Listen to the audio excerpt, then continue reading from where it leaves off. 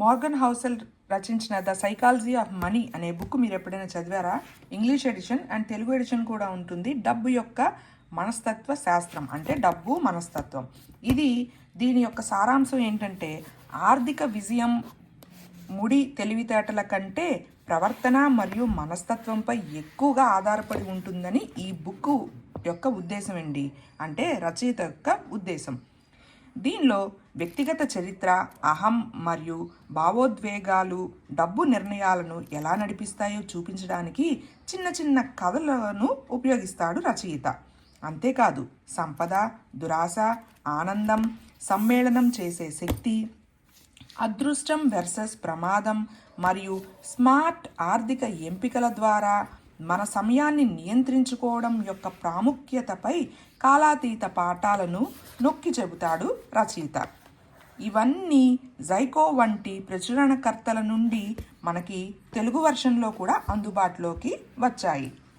ఇది బిహేవియర్ యొక్క కీ అని చెప్పుకోవచ్చు. ప్రవర్తనే ముఖ్యం.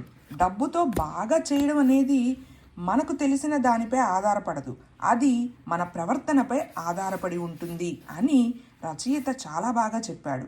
అలాగే ఆర్థిక నిర్ణయాలు పట్టికల నుండి కాకుండా వ్యక్తిగత చరిత్ర, అహం, మార్కెటింగ్ వంటి వాటితో ముడిపడి ఉంటాయి అని, భావోద్వేగ ప్రభావంపై అది చూపిస్తుంది అని మన మోర్గన్ హౌసెల్ గారు బాగా చెప్పారు. దీనిలో 19 కథలు ఉంటాయండి. రచయిత డబ్బు గురించి ప్రజలు విచిత్రంగా ఆలోచించే విధానాన్ని 19 చిన్న కథల ద్వారా వివరించాడు. చిన్న స్థిరమైన రాబడులు కాలక్రమేణా పెద్ద సంపదగా మారతాయని ఈ పుస్తకంలోని ముఖ్యమైన అంశం. అలాగే పెట్టుబడిలో అదృష్టం, రిస్కు రెండూ ఉంటాయని, అలాగే మన అవసరాల కంటే తక్కువ యొక్క ప్రాముఖ్యత అవసరం అని చెబుతాడు.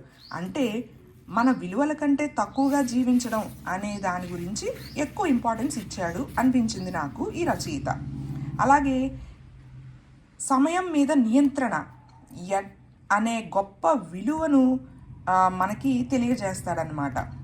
ఇలా ఈ వ్యక్తిగత రుణాలను కనుగొనడం అనే దాని గురించి మోర్గన్ గారు చాలా బాగా చెప్పారు. Telugu version and English version రెండూ ఉంటాయి.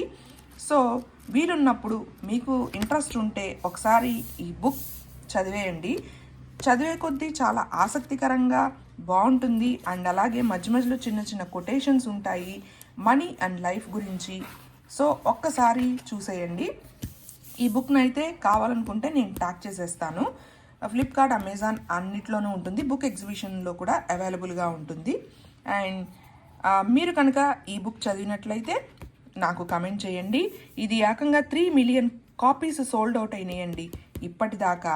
So bye bye, see you in the next video.